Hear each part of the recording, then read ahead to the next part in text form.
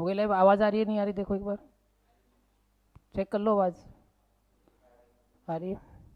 चलो दोस्तों, आज अपन पढ़ने जा रहे हैं क्या, टेंस, और टेंस कंप्लीट करेंगे, 30 क्वेश्चंस करेंगे टेंस के, और कल टेंस आपका कंप्लीट हो जाएगा। जो भी एरर बन सकते हो सारे एरर मैंने आपको इस पीपीटी में डाल दिए, तो आप देखो। मैंने टेंस का थोड़ा सा कल बेसिक बता दिया था आपको कि टेंस कौन सा टेंस क्या होता है, सारे बता दिए थे। सिंस 4 का यूज़ बता दिया था। अब देखो, पहला क्वेश्चन लिखा है आपका। एक बात ध्यान रखें आप, कभी भी जो कोई भी सेंटेंस अगर किस में स्टार्ट हो रहा है, सही आ रहा है कि दिख रहा है? दूसरा ले,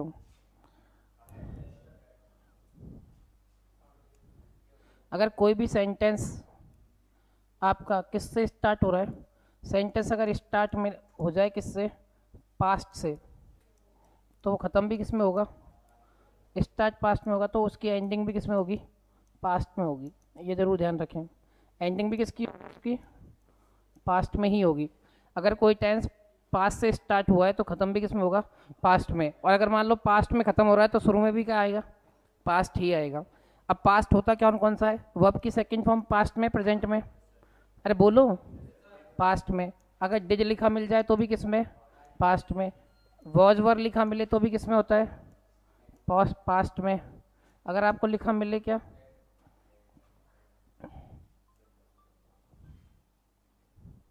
अगर आपको लिखा मिले हेड, अरे यार क्या है ये, अगर आपको लिखा मिले हेड, तो हेड भी किस में है, पास्ट में है, ठीक है ना। और अगर आपको लिखा मिले कुड, कुड भी किस में होता है, पास्ट में। माइट भी किस में होता है, पास्ट में। वुड भी किस में होता है, पास्ट में। तो ये सारी चीज़ें आपको किस में मिलती हैं, पास्ट में मिलती हैं। लेकिन आपको पता होना चाहिए पास्ट के फॉर्मेट यही है, पास्ट इसी से बनता है। आपने पहला क्वेश्चन पढ़ा, द नोटोरियस गैंग। नोटोरियस क्या होता है, जो कुख्यात लोग होते हैं ना, जैसे एक तो होते हैं फेमस। फेमस क्या होता है, सिनोनिम एंटोनिम होता है किसका, नोटोरियस का। फेमस होता है प्रसिद्ध, और इसका एंटोनिम क्या होगा, नोटोरियस। क्या होगा, नोटोरियस। नोटोरियस होते हैं कुख्यात, फेमस तो होते हैं प्रसिद्ध अच्छे कामों के लिए, और बुरे कामों के लिए जो प्रसिद्ध होते हैं तो फिर कुख्यात होते हैं। एक होते हैं विख्यात और एक क्या होते हैं, कुख्यात। तो notorious gang opens the door quietly and escaped. देखो एक बात ध्यान रखना, एंड इसके पहले जो होता है, मान लो एंड के बाद पास्ट लिखा है, तो एंड यहाँ पे भी पास्ट होगा और यहाँ पे भी पास्ट होगा। अगर एंड के बाद प्रेजेंट लिखा होता तो यहाँ पर भी प्रेजेंट। एंड जो सेम टाइप के चीज़ों को जोड़ता है, क्लियर। तो आप पहला क्वेश्चन देखेंगे, the notorious gang opens the door quietly and escaped. अब बताओ एंड के बाद ये एस्केप्ड कौन सी फॉर्म है, सेकंड फॉर्म, यानी किस में चल रहा है, ये पास्ट में चल रहा है मामला, ठीक है ना। आपने आगे देखा, in the dark with the what ever they had collected, तो हेड प्लस वी थ्री भी किस में, पास्ट में। एंड के बाद भी पास्ट, एंड के यहाँ भी पास्ट, तो शुरू में ओपन्स आ सकता है क्या, ओपन्स लिखना गलत है, ओपन्स की जगह पे क्या आना चाहिए था यहाँ पे, ओपेंड। ओपन्स गलत है, गलत है, क्या आएगा, OPENED, यानी ए में आपके गलती थी। क्या ये बात सबको समझ में आ गई क्या, तो कोई दिक्कत नहीं था, ओपेंजली सही था, फिर बिल्कुल आ सकता है। लेकिन आप ध्यान रखें आगे पास्ट में ख़त्म हो रहा है, सब कुछ पास्ट में चल रहा है, तो क्या आएगा यहाँ पर, ओपेंड आएगा, ओपन लिखना गलत है, क्लियर। प्रेजेंट जानते हो ना, प्रेजेंट क्या क्या बनता है, प्रेजेंट में क्या क्या होता है, देखो प्रेजेंट में क्या होता है, V1 या V1 के साथ में एस या ES, या डू और डज, या फिर इज, एम, आर, या फिर हैज, हैव। ये सब किस में, कैन, मे, विल, ये सब किस में, सारे के सारे प्रेजेंट में, ये सारे के सारे किस में, प्रेजेंट में। तो आप समझ गए यहाँ पर क्या आएगा, यहाँ मैंने ओपन्स नहीं, क्या लिखने पड़ेगा, ओपन। आप इस क्वेश्चन का देख लो भाई, स्क्रीनशॉट लेना तो स्क्रीनशॉट ले लो, और आप लिखना चाहो तो लिख लो कि कोई सेंटेंस अगर पास्ट में स्टार्ट होगा तो ख़त्म भी किस में होगा, पास्ट में, लिख लो। चले नहीं फिर हम दूसरे क्वेश्चन पे। कोई क्वेश्चन अगर पास्ट में स्टार्ट है, पास्ट में खत्म होगा, अगर पास्ट में खत्म हो रहा है तो प्रेजेंट में स्टार्ट हो तो उसको पास्ट में बनाएंगे, ठीक है। ठंडा है क्या पानी इसमें, ठंडा है क्या, बहुत पिलाना है, चलो हटाएं इसको।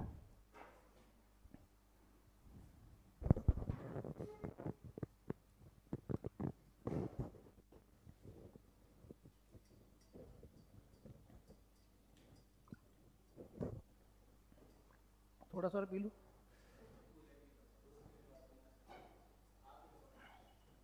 चलो देखो नेक्स्ट, हटा दें इसको। लिख लिया आपने कोई भी सेंटेंस अगर पास्ट में स्टार्ट है तो खत्म भी किसमें होगा, पास्ट में। चलो मिटा दूं क्या इसको, हटा दूं यहाँ से। क्वेश्चन नंबर 2, क्वेश्चन नंबर 2 क्या देखो आपका, क्वेश्चन नंबर 2 है my nephew began working for me about 10 years ago. तो आप एक बात ध्यान रखें, कुछ ऐसे देखो, एक बात तो समझो पहले, बिगिन की फर्स्ट फॉर्म क्या होती है, बिगिन, BEGIN।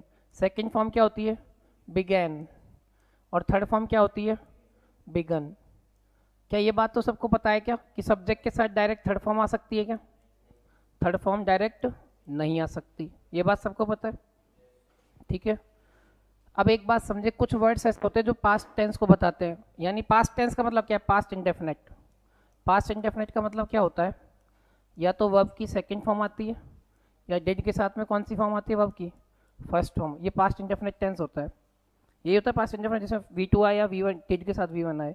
और इसके कुछ कीवर्ड्स होते हैं, जैसे कि आपको लिखा मिलेगा ago, last year, past week, last week,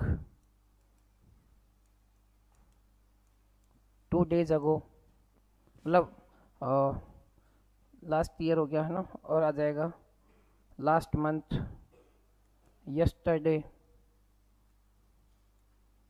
yesterday. तो ये सब किसको बताते हैं भाई, ये सारे के सारे पास्ट टेंस को बताते हैं। यानी या तो वर्ब की सेकंड फॉर्म आनी चाहिए, या फिर हेड के साथ वर्ब, या फिर डिड के साथ वर्ब की फर्स्ट फॉर्म आनी चाहिए। ये कुछ कीवर्ड्स होते हैं। हमने यहाँ देखा माई नेफ्यू, ठीक है, बिगन, ये कौन सी फॉर्म है, थर्ड फॉर्म है। तो भाई ये फर्स्ट फॉर्म होती है, ये सेकंड फॉर्म होती है वर्ब की, और ये थर्ड फॉर्म होती है। तो बताओ डायरेक्ट थर्ड फॉर्म आ सकती है क्या, अरे डायरेक्ट कभी थर्ड फॉर्म आ सकती है क्या, नहीं आ सकती। यानी ये तो बात पता लग गई यहाँ गलती तो है, और ये बात तो पता लग गई यहाँ गलती तो है, लेकिन गलती क्या है, यानी देखो आपने यहाँ देखा लास्ट में क्या लिखा हुआ है, अगो। अगो किसका कीवर्ड है, पास्ट टेंस का। तो या तो क्या आना चाहिए, वर्ब की सेकंड फॉर्म, या डिड के साथ वर्ब की फर्स्ट फॉर्म। डिड कब आती है, जब हेल्पिंग वर्ब की जरूरत पड़े। तो बिगन तो थर्ड फॉर्म है, सेकंड फॉर्म क्या है, बिगैन। तो यहाँ क्या आना चाहिए था, बिगन नहीं, बिगैन। उतारो इसको, इसका लिख लो ये कंसेप्ट क्या है, ये कंसेप्ट सारे लिख लेना, यही हेल्प करेंगे आपको आगे। उतारो,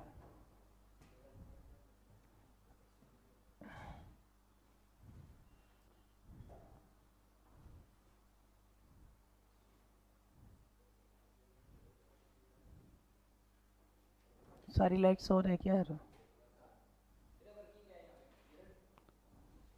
हाँ जीरंड।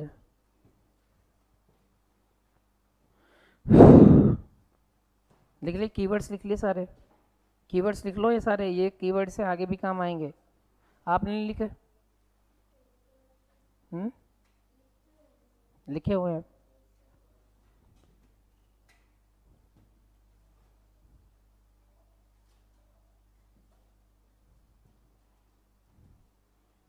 चलें आगे, लिख रहे हो तुम अभी, लिख लो।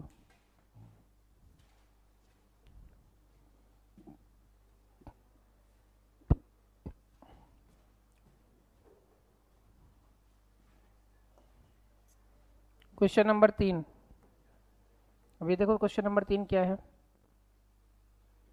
क्वेश्चन नंबर 3 है the meeting taken place when you were at a conference in Dharamshala last month. ये बोला कि मीटिंग जो थी टेकन, टुक प्लेस होता है सक्सेसफुल, क्या होता है, टेक प्लेस का मतलब होता है सक्सेसफुल होना। क्या होता है, सक्सेसफुल। मैंने अभी कुछ समझाया था आपको, बताओ इसमें क्या दिक्कत है।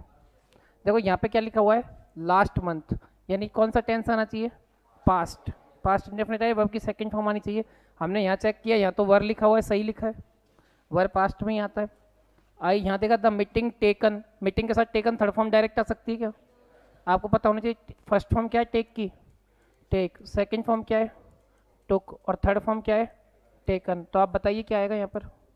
तो यहाँ पर टुक आना चाहिए, टेकन गलत है, क्या आएगा, टुक। क्या ये बातें समझ में आ रही हैं सबको, उतारो ये भी। टेक प्लेस क्या होता है, और लास्ट मंथ की वजह से ऐसा हुआ है। ये सारे क्वेश्चन देख लें, अगर किसी को कोई भी डाउट लगे आप पूछ सकते हैं, ठीक है ना।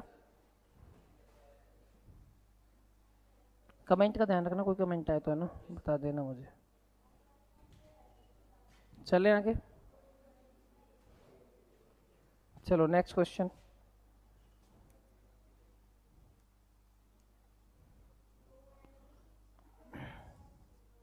I dash her since 1985। आपसे पूछा है सिंस, देखो मैंने कल आपको बताया था कि जब भी पहले आए ना सिंस और फोर, अगर सिंस फोर आ जाए, सिंस फोर के साथ क्या लिखा मिले, टाइम लिखा मिले, सिंस फोर के साथ टाइम लिखा मिले, तो मैंने सिंस फोर का यूज़ तो बता ही दिया था आपको। तो इधर दो चीज़ें बनती हैं, या तो ये बनेगा पहला क्या, हैज़, और हैव के साथ में बीन, अरे चुप हो जाओ अभी, plus V one plus I N G, यानी कौन सा बनेगा, ये बनेगा प्रेजेंट का परफेक्ट कॉन्टिन्यूस। अरे हाँ या ना, या तो प्रेजेंट परफेक्ट कॉन्टिन्यूस बनता है इधर। दूसरा, या फिर आ सकता है क्या, had plus been V one plus I N G, या फिर क्या बनेगा इधर आगे, past perfect, past perfect continuous. क्या ये बात सबको पता है, ये दोनों टेंसों में से कुछ बनेगा। सबसे पहले आपको सिंस फोर पता होना चाहिए, सिंस फोर कहाँ यूज होते हैं। तो देखो सिंस फोर कहाँ यूज होता है, सिंस का यूज मैंने कल कल ही बताया आपको। सिंस का यूज किसके लिए होता है, पॉइंट ऑफ टाइम के लिए जो निश्चित है, पॉइंट ऑफ टाइम के लिए जो निश्चित है, सर्टेन हो। ठीक है, पहला यूज मैंने आपको बताया होगा, ये डे, डेट, ईयर, मंथ और सीजन।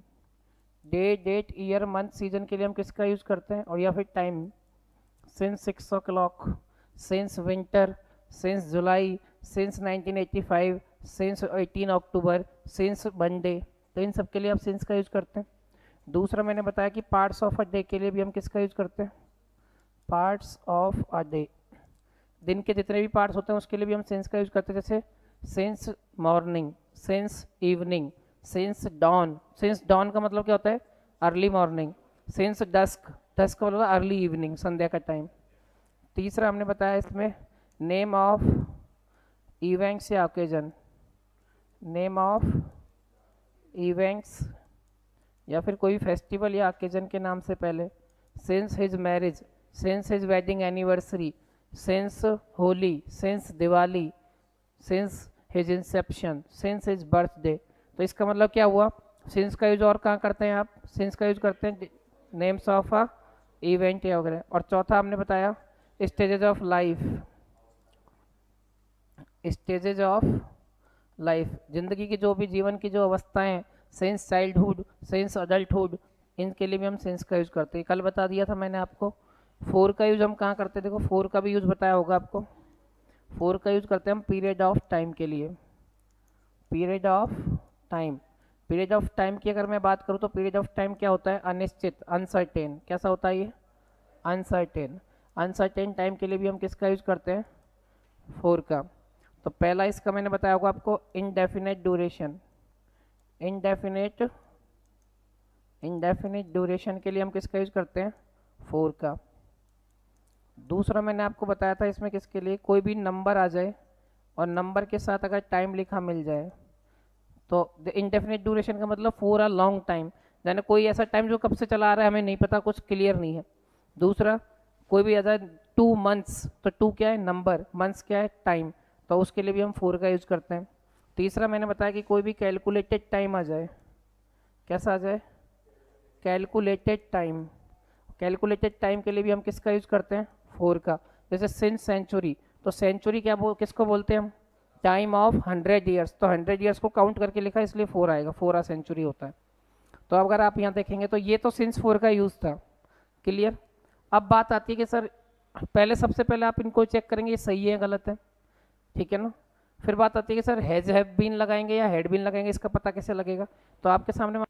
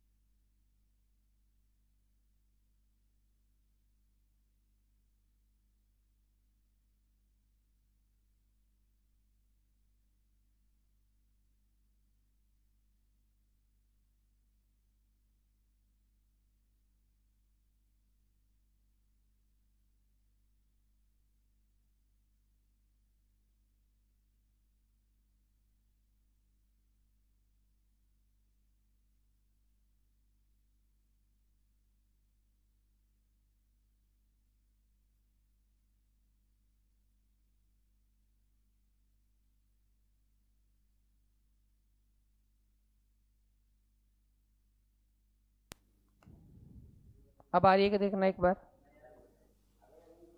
आवाज आ जाए तो भाई कमेंट करके बोल दिया करो। आ गया क्या?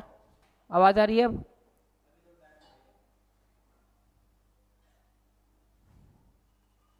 जब तक आप इसको उतारो फिर मैं इसके बारे में एक चीज़ और बताऊंगा। ओके, अब देखो इधर, एक बार देख लो इधर। कभी कभार क्या है, सिंस और फोर लगा के हम टाइम लिख देते हैं यहाँ पे, ठीक है ना। लेकिन कभी कभी यहाँ पर स्टैटिक वर्ब लिखी जाती है। कौन सी? स्टैटिक वर्ब लिखी मिल जाती है। स्टैटिक वर्ब वो होती है जिसका हम कॉन्टिन्यूस एक्शन नहीं बना सकते, V one plus I N G नहीं बना सकते।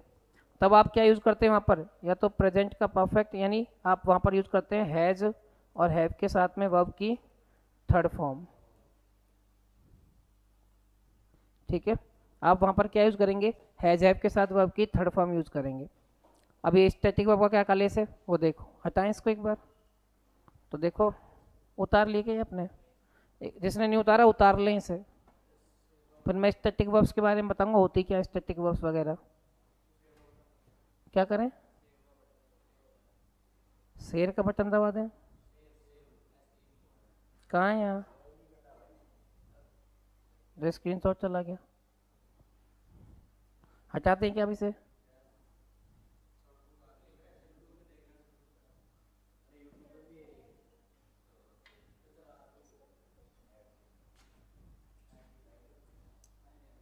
अब देखो भाई, अब जो मैंने आपको बताया वो दोनों क्वेश्चन समझ में आ गए ना आपको? ये क्या हो गया इसको?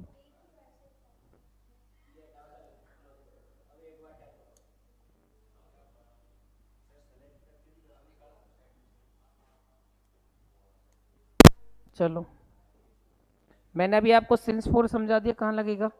प्रेजेंट परफेक्ट कॉन्टिन्यूस आएगा या फिर पास्ट परफेक्ट कॉन्टिन्यूस आएगा। लेकिन कभी कभार ऐसी वर्ब्स आ जाती हैं, कौन सी? Static verb. तो स्टैटिक वर्ब आती है तो सिंस और फोर के साथ हम क्या लगाते हैं फिर? सिंस और फोर के साथ यहाँ तो लिखा मिलता है टाइम, और आप यहाँ लगाते हैं प्रेजेंट परफेक्ट, यानी हैज़ और हैव के साथ कौन सी फॉर्म लगाते हैं? Third form. क्यों लगा रहे हैं थर्ड फॉर्म बताओ? क्योंकि आप इनका क्या नहीं बना सकते? आईएनजी फॉर्म नहीं बना सकते। ऐसी कौन कौन सी वर्ब्स हैं स्टैटिक वर्ब्स? तो स्टैटिक वर्ब्स कौन कौन सी होती हैं देख लो इधर। स्टैटिक वर्ब्स होती है 6 कैटेगरी की। पहली कौन सी है आपकी? पहली आती है उसमें सेंस। पहली कौन सी है? सेंस से रिलेटेड वर्ब्स।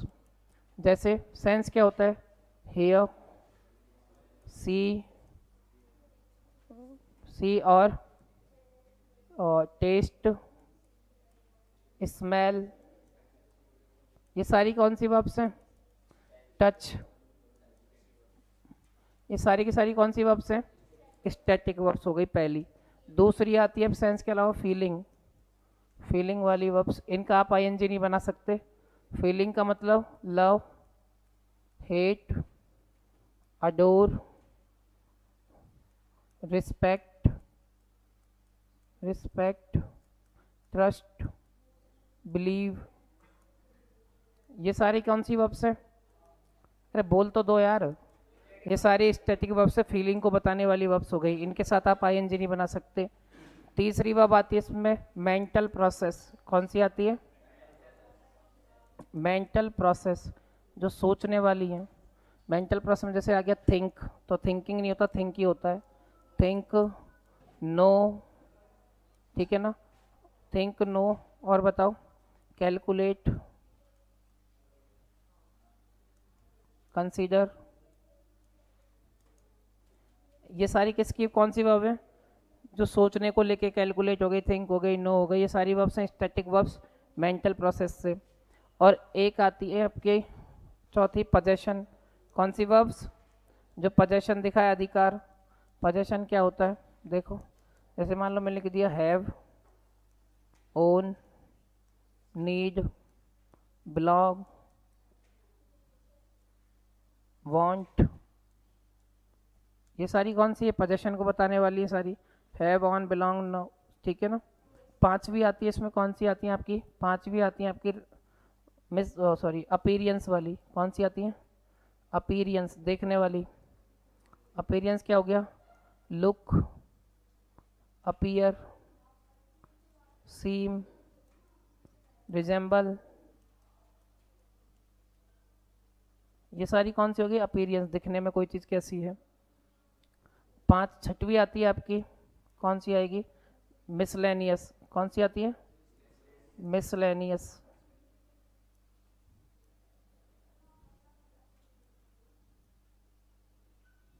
मिसलेनियस, मिसलेनियस में कौन सी आ गई?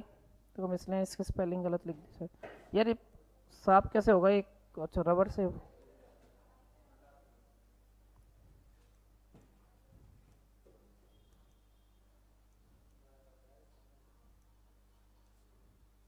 मिसलेनियस में आती है इक्वल, बैलेंस, मैटर, विश। तो बेसिकली ये कुछ वर्ब्स है जिनके साथ आप क्या नहीं बना सकते? आईएनजी फॉर्म नहीं बना सकते इनकी। आईएनजी फॉर्म नहीं बना सकते, या तो इनको प्रेजेंट इंडेफिनिट में लिखते हैं या फिर किस में लिखते हैं?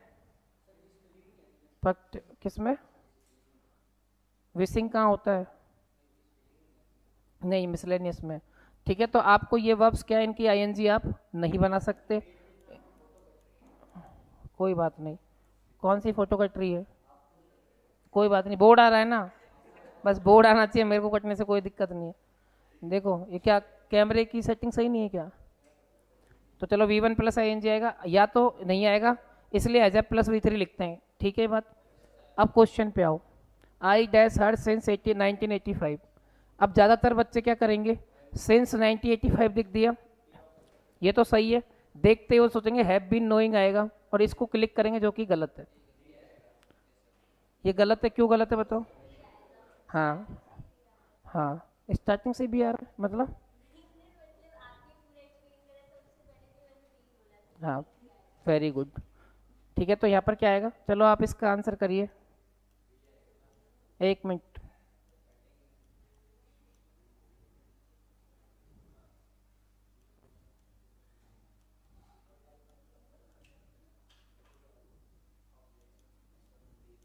बताइए आप, इसका आंसर क्या होगा?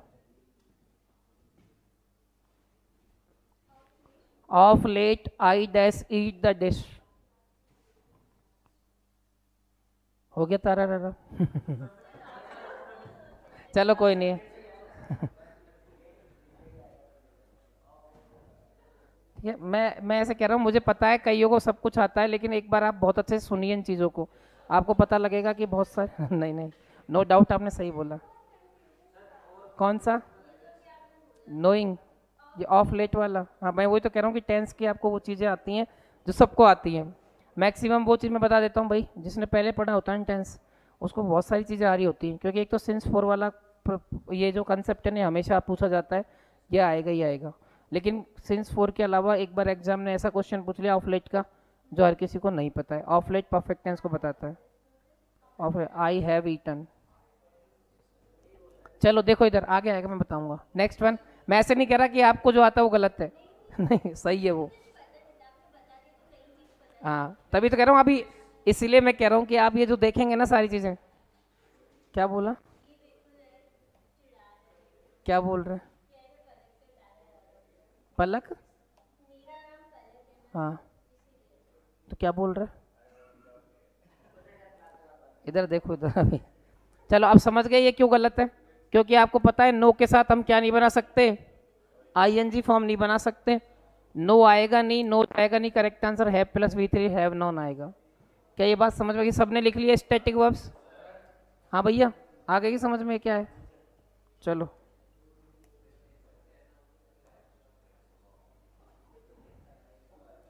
नेक्स्ट है।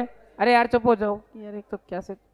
माई sister had gone to London for higher edu study only a month अगो।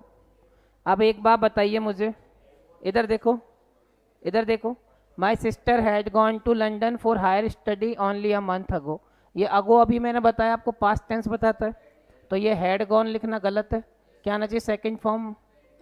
गो की सेकेंड फॉर्म क्या होती है? वेंट आएगा यहाँ पे। क्या आएगा? वेंट आएगा।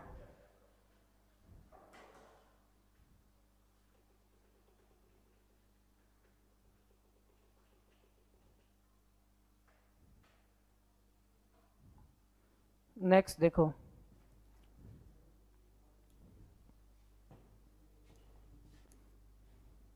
सिक्स नंबर क्या है? By tomorrow afternoon the plane dash for Mauritius. बताइए अब क्या गलती है इसमें, इसको बताओ, अच्छा क्वेश्चन है।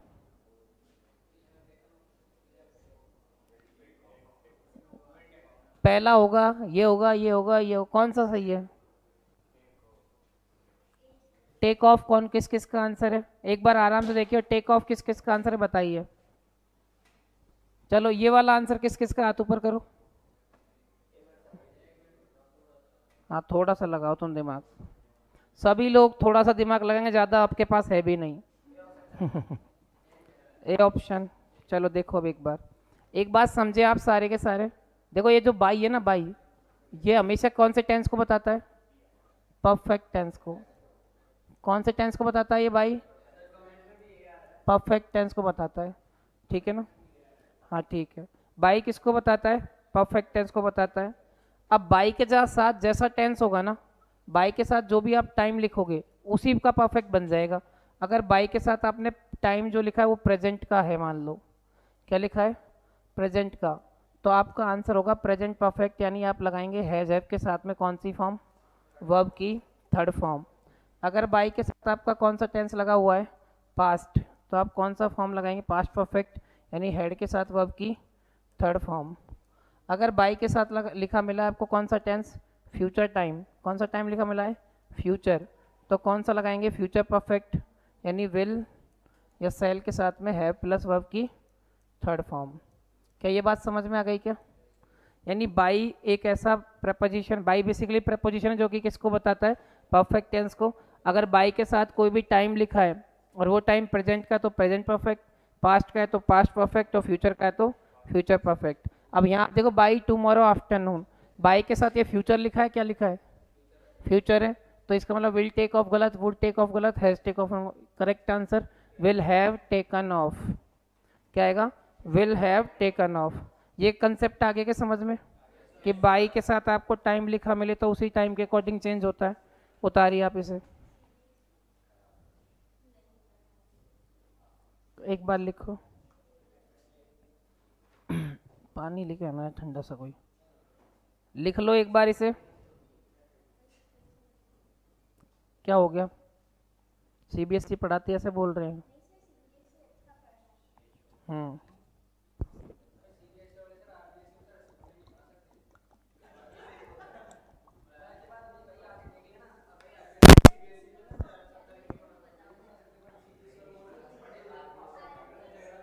अरे बाद में सीबीएसई आरबीएसई कर लेना, अभी आप इस पे ध्यान दो। चले, हटा दूँ इसको मैं? हाँ लिख लो,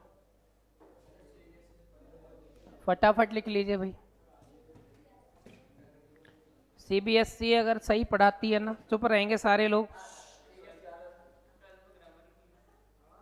सॉरी, मैं खुद ही लिख दिया। एप्पल की स्पेलिंग बोलो आप। सीबीएसई सही नहीं पढ़ाते। सीबीएसई वाले लोगों को A double P triple P, आपको बता देता हूँ, डबल ट्रिपल नंबर्स होते हैं इंग्लिश के। ये अल्फ़ाबेट डबल ट्रिपल नहीं होते, APPLE बोला जाता है। हाँ ठीक। नहीं नहीं नहीं। क्या? हाँ नहीं बोलते। अरे मैं ऐसे नहीं किया। हटा दें इसको, हटा दें। आपने लिख लिया ना ये? सीबीएसई भाई सही पढ़ाती है सच में। आरबीएसई में तो 10 घंटे तो इसी ता है ती है ते में निकल जाते हैं। सीबीएसई में कभी नहीं पढ़ाया जाता ता है ती है ते हैं। चलो अब इधर देखो, since my father has joined, मतलब joined the post he days brave. तो आप सीधा सा बताओ, सिंस के साथ इसने टेंस कौन सा लिखा है? पास्ट, ठीक है ना? तो आगे प्रेजेंट परफेक्ट होगा। देखो कभी कभार ये भी ध्यान रखना आप, ये सिंस 4 का लपड़ा बहुत बड़ा है। सिंस के साथ आपको यहाँ पर जो सेंटेंस लिख के दे दे, देखो टाइम लिख के दे रहा है जब तक तो ठीक है, लेकिन सेंटेंस लिख के दे तो आप ध्यान रखेंगे यहाँ पर वर्ब की सेकंड फॉर्म आती है, पास्ट इंडेफिनेट में लिखा जाता है, वो किस में लिखा जाएगा? पास्ट इंडेफिनेट में। तो चाहे आगे लिखो चाहे इधर लिखो।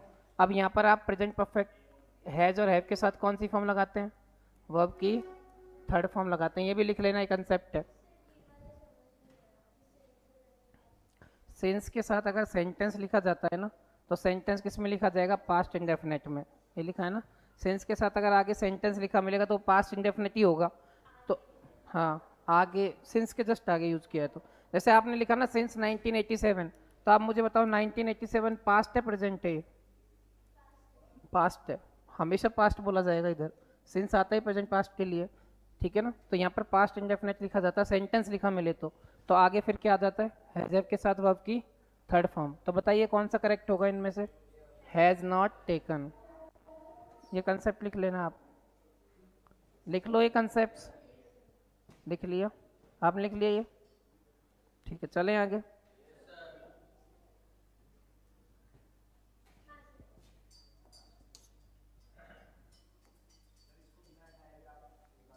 कैसे? सेलेक्ट पे क्लिक करके, ठीक है। She is brushing her teeth every night. ये कैसे लोग हैं? देखो इधर, she is brushing her teeth every night. देखो कई लोग तो पूरे दिन में ही नहीं करते, ठीक है ना, कई लोग रात में भी करके सो रहे हैं। देखो इधर, ये यहाँ पे लिखा है हर टीथ। एक बार बता दो, ध्यान रखना, टूथ जो होता है ना, टूथ ये सिंगुलर है, कहीं इसको आप टीथ्स मत कर देना प्लूरल। टूथ क्या है? सिंगुलर, और इसका प्लूरल क्या बनता है? टीथ। कई बार आपको लिखा मिलेगा टीथ्स, तो समझ ना गलत है, वो प्लूरल टीथ ही होता है। तो ये तो सही है। अब आपको यहाँ एवरी नाइट लिखा है, ये बताओ हैबिचुअल एक्शन है या नहीं है? और हैबिट एक्शन या रूटीन एक्शन के लिए हम प्रेजेंट इंडेफिनेट का यूज करते हैं, ठीक है ना। आप ध्यान रखेंगे, प्रेजेंट इंडेफिनेट टेंस क्या होता है पहले तो ये पता होना चाहिए। प्रेजेंट इंडेफिनेट टेंस होता है वर्ब की फर्स्ट फॉर्म के साथ में, या फिर एस या ई एस। ये आता है सिंगुलर के लिए और ये आता है प्लूरल के लिए। और डू प्लूरल के लिए और डज सिंगुलर के लिए। इनके साथ वी वन ही आएगा। अरे हाँ है ना, लेकिन आएगा कहाँ यहाँ पे? तो पहला ये बताता है क्या? रूटीन या हैबिचुअल एक्शन। कौन सा? रूटीन या हैबिट। रूटीन या हैबिट को बताने के लिए हम किसका यूज करते हैं? प्रेजेंट इंडेफिनेट का। अब रूटीन हैबिट बताने के लिए कई सारे वर्ड्स हैं, कीवर्ड्स। जैसे यहाँ पर लिखा गया every night, every day, daily, occasionally, rarely, barely, seldom, never, hardly, scarcely. ये सारे किसको बताते हैं? प्रेजेंट इंडेफिनेट टेंस को। दूसरा प्रेजेंट इंडेफिनेट टेंस को कौन बताते हैं हैबिट और रूटीन के अलावा? उसके अलावा बताते हैं यूनिवर्सल ट्रुथ। क्या है? Universal truth. यूनिवर्सल ट्रुथ जितने भी हैं, जैसे साइंटिफिक फैक्ट्स हो गए जो साइंस ने हमें दिए हैं, ठीक है ना, मैथमेटिकल फैक्ट्स हो गए जो मैथ ने हमें दिए हैं, या साइकोलॉजिकल फैक्ट्स हो गए। साइकोलॉजिकल फैक्ट्स का मतलब डेथ कम्स टू ऑल, मौत सबको आनी है, तो ये साइकोलॉजिकल फैक्ट्स है, तो इसे प्रेजेंट इंडेफिनेट में लिखेंगे। या फिर कौन से हो गए साइकोलॉजिकल के अलावा? साइंटिफिक, मैथमेटिकल, साइकोलॉजिकल और एक फिलोसॉफिकल फैक्ट्स।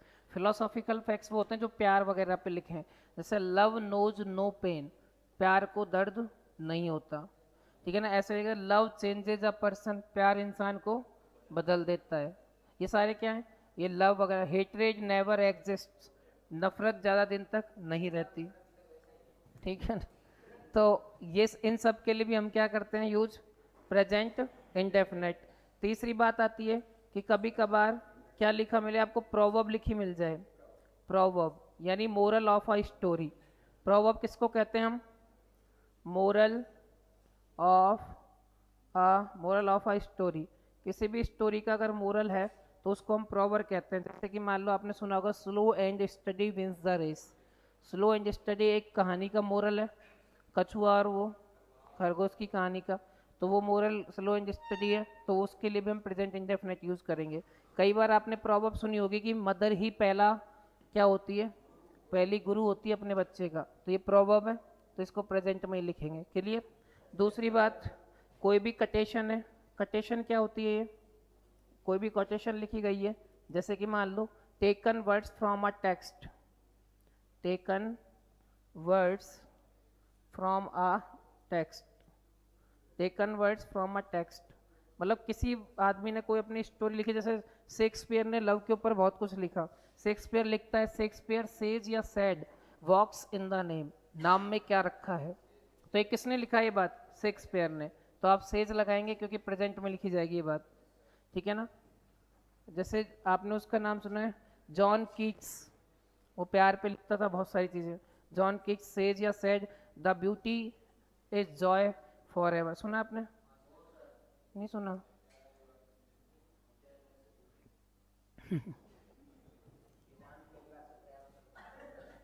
चलो कोई बात नहीं। चौथा देखें हम, बस तो समझ गए। तीसरी बात इसने बताई कि अ सेइंग, कोई भी आदमी फेमस पर्सन कुछ कह देता है, जैसे जवाहरलाल नेहरू ने कहा या किसी और ने कहा, जवाहरलाल नेहरू सेज या सेज दिल्ली चलो, दिल्ली चलो नारा किसने दिया? जवाहरलाल नेहरू। तो इस किस में लिखा जाएगा? प्रेजेंट इंडेफिनिट में। क्यों लिखा जाएगा प्रेजेंट में ये? क्योंकि ये सारे क्या है? सेइंग है किसी फेमस पर। सेइंग का मतलब होता है spoken words of a famous person. क्या होते हैं ये? Spoken words of a famous person. क्या ये चीजें समझ में आ रही हैं क्या आपको? तो यहाँ तक किसी को कोई कलेश, मतलब कोई दुख दर्द इधर बताओ भैया, समझ में आ गया क्या सारा कि कहाँ क्या यूज करना है? आवाज तो आ रही है ना इसमें? हटा दें इसको। लिखने के प्रेजेंट इंडेफिनिट कहाँ यूज होता है? शाबाश, बहुत टैलेंटेड हैं आप। क्या ये कीप करना पड़ेगा? यूं ही कर रहा है या फिर आता भी है?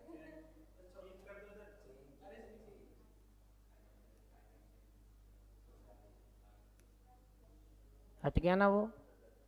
चलो दोबारा लेना पड़ेगा पेंसिल, यहीं से आ जाएगा। चलो, she is brushing her teeth every night, same आ गया क्वेश्चन।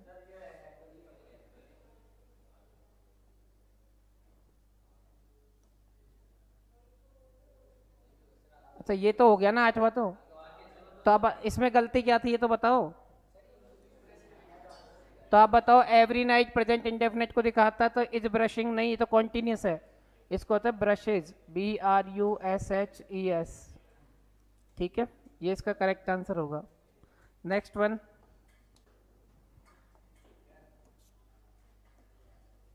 9 नंबर देखो। My assistant 5 letters by lunch today, बताइए भाई। देखो एक बात समझें आप, ये जो टूडे है ना, टूडे है ना, टूडे, इसमें तीनों टेंस होते हैं। टूडे में क्या होते हैं? तीनों टेंस होते हैं। इसमें प्रेजेंट भी होता है, इसमें पास्ट भी होता है, और इसमें फ्यूचर भी होता है। अरे होता है नहीं होता बताओ भाई। टुडे हमारा स्टार्ट कब से हुआ है? 001 से, 001 AM। अरे हाँ या ना? तो ये उसका अभी अभी क्या बज रहा है बताओ? अभी बज रहे हैं 4:53, 4:53 हो रहा है। तो 4:53 को जब मैं यहाँ से देखूँ, ये तो प्रेजेंट है ना इसका। अरे सॉरी, ये क्या है? टुडे का प्रेजेंट है। सॉरी मैंने उल्टा लिख दिया इधर।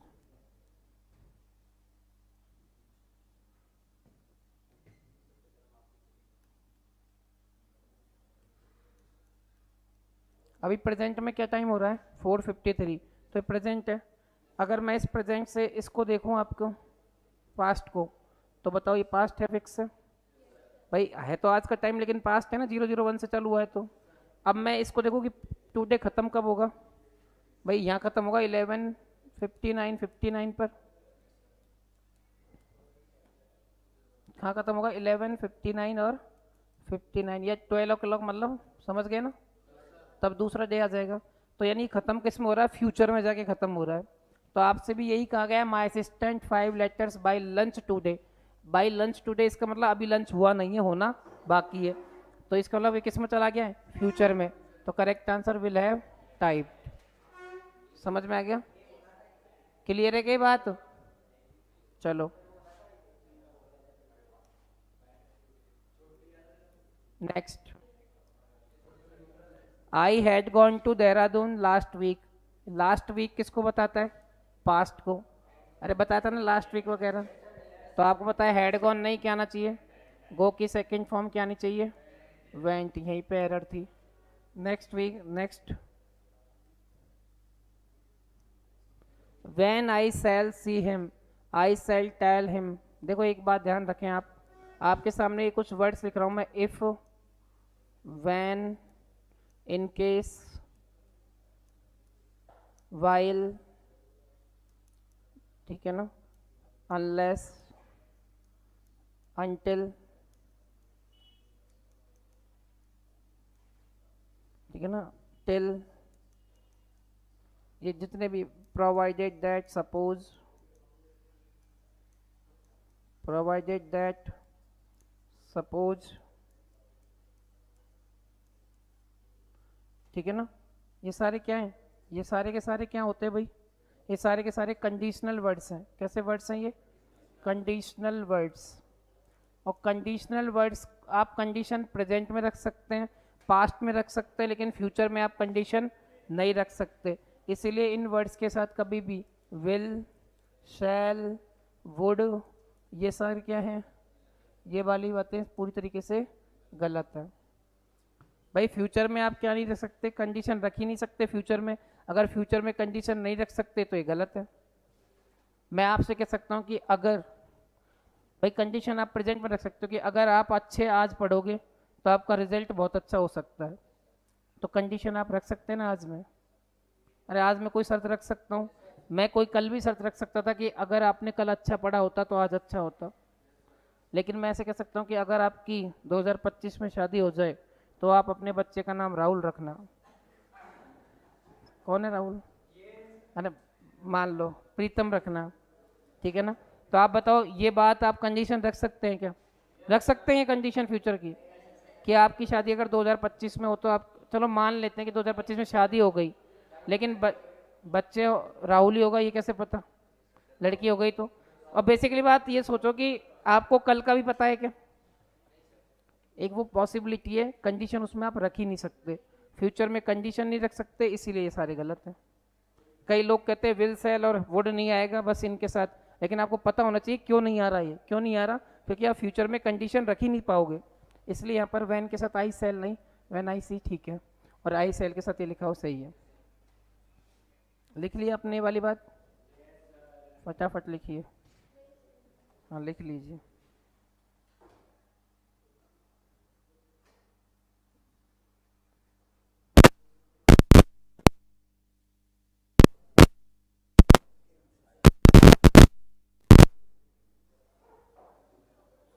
किसी को कोई दिक्कत यहाँ तक, चले आगे।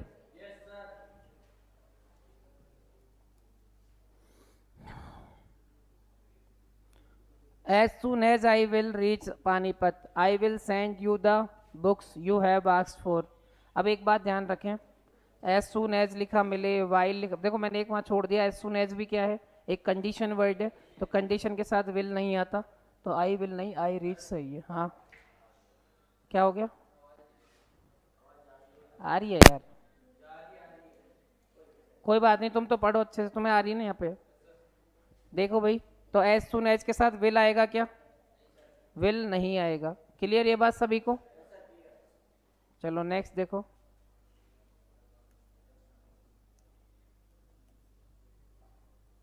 इसमें बताओ क्या गलती है, I shall write to you when I shall reach Bihar, बताइए क्या गलती है, तुम बताओ, चुप रहना सारे, तुम बताओ क्या गलती।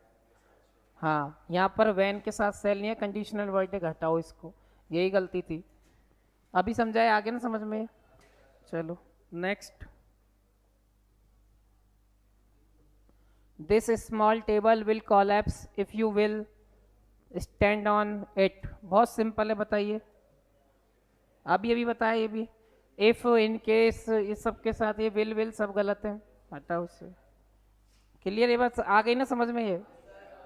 Next, as soon as I Kolkata I will send you the parcel of books you have asked for. देखो एक बात समझो, अगर आप कोई भी कंडीशन, ये कंडीशन अगर किस में रखते हैं, देखो सुन लो एक बार, कंडीशन इफ के साथ हो, एज सुन एज के साथ हो, किसी के साथ हो, अगर सब्जेक्ट के साथ अगर आप कंडीशन को प्रेजेंट में रखेंगे, V1 या V1 के साथ एस या एस में, तो इसका जो रिजल्ट होगा ना, वो रिजल्ट किस में आता है, सब्जेक्ट के साथ या तो विल लिखेगा या फिर सेल लिख के V1 में लिखेगा। विल सेल के साथ कौन सी फॉर्म, फर्स्ट फॉर्म। अगर आपने कंडीशन किस में रखी है, कंडीशन रखिए पास्ट में, सब्जेक्ट के साथ वर्ब की सेकंड फॉर्म लगाइए। तो आप ध्यान रखें रिजल्ट जो होगा आपका वो सब्जेक्ट के साथ किस में आएगा, वुड प्लस वर्ब की फर्स्ट फॉर्म में आएगा। क्या ये बात समझ में आ गई? अगर आपकी कंडीशन पास्ट परफेक्ट में रखी मिली है इफ़ के साथ subject plus head plus V3, तो आपका जो रिजल्ट होगा वो किस में आएगा, सब्जेक्ट के साथ वुड है प्लस V3 में आएगा। किसके आएगा, सब्जेक्ट के साथ वुड है प्लस वर्ब की थर्ड फॉर्म में आएगा। तो आप मुझे एक बात बताइए, यहाँ पर लिखा हुआ है आई विल सेंड, विल के साथ V1 लिखा हुआ है ना, ये कंडीशनल वर्ड है, इफ़ की जगह एज सून एज लिख रखा है। तो बताओ विल सेल के साथ V1 कब आता है, जब कंडीशन में क्या लिखा मिले, सब्जेक्ट के साथ है तो V1 या V1 के साथ एस या एस। आई प्लूरल होता है तो विल रीच तो आ ही नहीं सकता, आई के साथ रीचेज नहीं होगा, आई प्लूरल है, रीच तो पास्ट हो गया, गलत है, रीच आएगा। ये तीनों कंडीशन लिखो। क्या ये बातें आ गई क्या समझ में आज की? अरे बोलो। तो बहुत है आज के लिए, आप इसको अच्छे से देख लें, सारे कंसेप्ट लिख लिए आपने, और मेरे हिसाब से 13 क्वेश्चन आपको समझ में आ जाएंगे। जय हिंद, जय भारत।